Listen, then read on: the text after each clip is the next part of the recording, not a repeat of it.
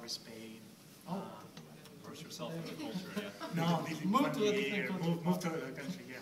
No, live there at least 1 year, because it's going to be really hard to really be fluent another language if you don't experience and don't feel the fear of not understanding anything. You cannot leave with a Latino boyfriend or Latina. Yeah, of course, that is the second alternative, which is. Just get a girlfriend or a boyfriend. Yeah, of course. A lot of people take a language here and then they don't go and live in another country. Like some of the people that I work with at the hospital, they're like, yeah, I took 2 or 3 years of Spanish, but now that I'm out and I don't use it, I've forgotten it. So, I mean, what they were saying is, go immerse yourself in another culture or go live in another country. I don't know, here, whatever. Miami? Huh? Miami. Go to Miami. What am I talking about? Go to Miami, go live in New York, California, Texas, and live there, and that'll help you, I guess, get a better grasp of the language and the culture. That'll allow you to keep Spanish. No, you cannot leave the country or something. I mean, get out of the school. I mean, we have West Colombia, which we know as Mexico. Plenty of Mexicans, Hispanics living there. Like, get out of the school and go meet somebody. You're going to be a volunteer. Please go to a place where they are going to put you to talk to these people. Go and have breakfast with one of them, or lunch, or something like that. I went to the pastry shop today in West Colombia, and the woman I met there offered to be a speaking partner. Just by talking to her. Conversation partners, that's a big one. So yeah, get to volunteer with somebody or someone. I mean, get to have Hispanic friends, but try to have them like outside school, because I mean, when you meet somebody in the school, I mean, their English is, I mean, their Spanish is going to be very, very good. You're going to learn maybe that, and then you're going to face yourself the day when you went out to the real Spanish that you don't understand anything because they speak a little fast. And then you say, oh, but my friend from school, he speaks so clearly and so beautifully. And then I went out there, first thing they say, like, mijo, and you're like, mijo? But you have to do that. You have to get out and meet somebody, because if not, I mean, you're going to find yourself reading books forever, and then you never were able to actually have a conversation with somebody. I'd say if you take his advice to study abroad, and your advice, which I also highly recommend, when you study abroad, do not live with other English speakers. I studied, the first time that I lived abroad was in Chile, actually, and no, I met my husband in this country. But I actually studied in Chile years before I met my husband, and I was going through the process of preparing for the study abroad, and my professor called me in and she said, all right, we need to talk about your living arrangements once you get there, and there are going to be some other people that are going to fly in either before you or at the same time as you or after you, and there are going to be different people in the program at the university where you're going to be, and you have a couple of different choices that you can make along the way about what your preferences are. And she said, would you like to pick someone to live with, or would you like me to pick somebody? And I go, you mean someone in Chile? And she says, no, another student that's going to be studying there at the same time as you are going to study there. And I said, no. And she thought, are you sure this is a South American country? You're 19 years old. You are blonde. Are you really sure that you want to live by yourself? And I said, yes, if I'm going to do this, I'm going to do this.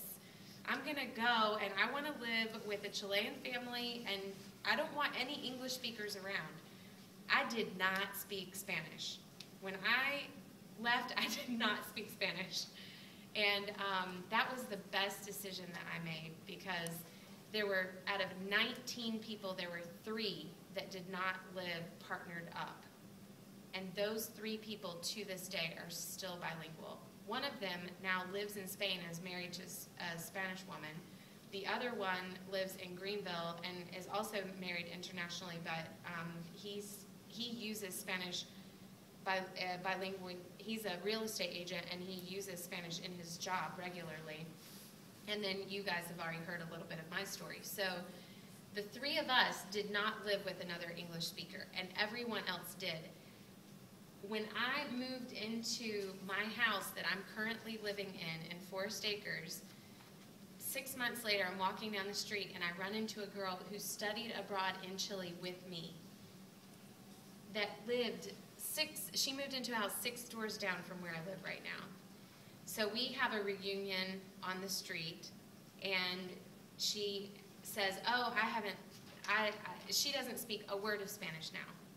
So I believe that that's a critical element, and if for some program regulation you have to live with an English speaker, just be antisocial. I mean, do whatever you have to do to get away from the English speakers, even when it's hard and sacrificial, and that means that you're not going out to, you know, bars every night with a whole group of English speakers.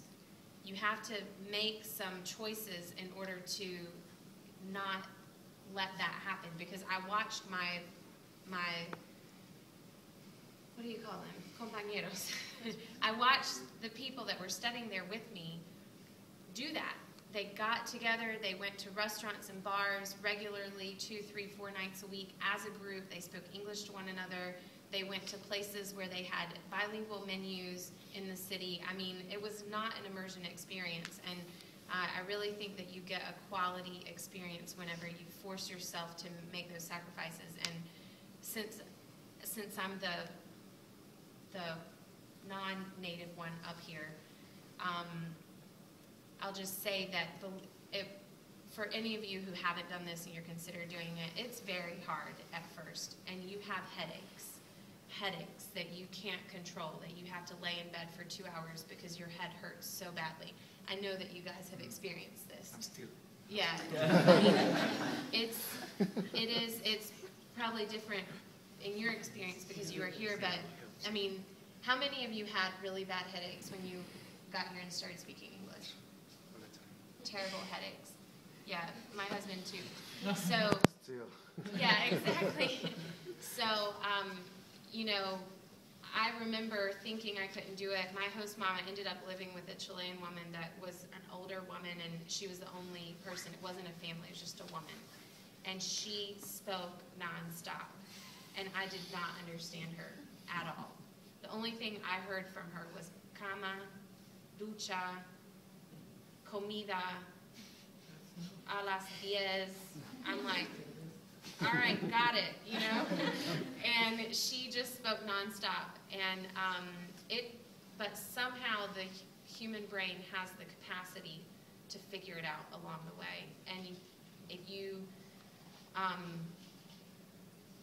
don't know. I don't know if I'm preaching to the choir or if you guys are about to have these experiences or what might happen. You might graduate and go abroad or do the Peace Corps. You might do something along the way. And if you're a native English speaker and you are scared of what that experience might be like, feel free to talk to me. I'll give you my business card whenever we finish up here today or whatever. But I would definitely encourage you to just plow through it, because I'm a strong believer that without great sacrifice, you don't get great reward.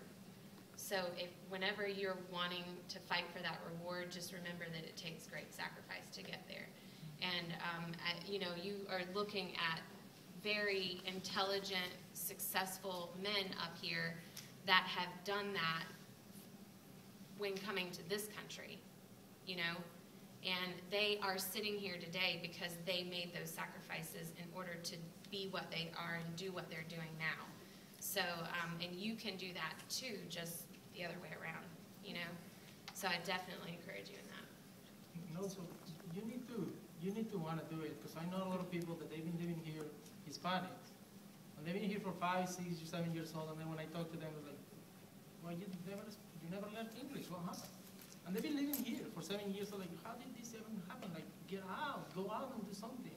But they're seeing what I call is their little Mexico. I mean, they get a job where they can speak Spanish. Then they go to the Hispanic church, and then they go to the Hispanic market to buy pan, like she did. And they have this little group of people and they just keep going in there, and they spend 7 years in that, and they never learn the language. Like, you need to get out. well, I'm ashamed if I say something. Well, you know what? Yes. You're probably going to say it wrong the first time. Probably the second time, too. But by that, I mean, you have to do it. I mean, if you have an accent and you're talking with people, nobody's going to know what you're saying. Now, Americans, I don't want to do the stereotype, but like, you are more direct. I mean, you go to a place and just point to a thing and say, oh, I want that. And if I don't know how to say it, by the second time, they're going to say, that's Coca-Cola. Yeah, that's what I want, Coca-Cola. But you have done that brazenness that you're saying, well, I'm just going to go and do it. And that's something that you need to do. And just go on and speak. Yeah, I promise to you, the first time you speak in Spanish to somebody, they might giggle at you. But the second time, they're like, no. It's not going to be easy. But you have to do it. And be willing for people to correct you, you know, because a lot of people don't want to be corrected. It hurts their pride or they get frustrated and they just rather say it badly and not be corrected than say it correctly. But I remember that I would intentionally, and I do this to this day, I do this now in conversations, but I will listen to the way someone says something and then I will just memorize it. I repeat it in my head over and over again. And when I was in my early learning stages, I would, if it was a phrase that I knew I wanted to use, you know, it was something like, gosh, I've been wanting to know how to say that, and I heard that guy say it, and I can't say it, I can't pronounce it, I can't roll the R, I can't do it, you know, it would bother me that I couldn't do it. And I would go home, and when I was in, you know, have my privacy, where people weren't going to laugh at me, I would just say it over and over again in order to train myself to say it. And I would practice the intonation and the pronunciation, and I would practice all of that in private so that I would have more confidence whenever I went back out to try it. And I would literally give myself the challenge. Next time I go out, I'm gonna say that phrase. I'm gonna plug it in somewhere, and I'm gonna try it out. You know, I'm gonna say it and see if people understand me.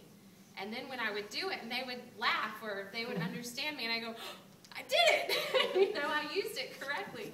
So it takes a lot of dedication, and you have to be focused on the little steps of the process in order to do it well. Because I will tell you, maybe not if you're a bilingual social worker, if you're bilingual, you know, in a skill set where you're bilingual, there's room for error and for inaccuracy, that's fine. But in a job like mine, or a job like, I mean, all of our jobs really, but I'm just thinking in my job, accuracy is so critical. I can't be off. I can't get it wrong. And so that kind of detail requires a more intense kind of study than just applying it to a skill set.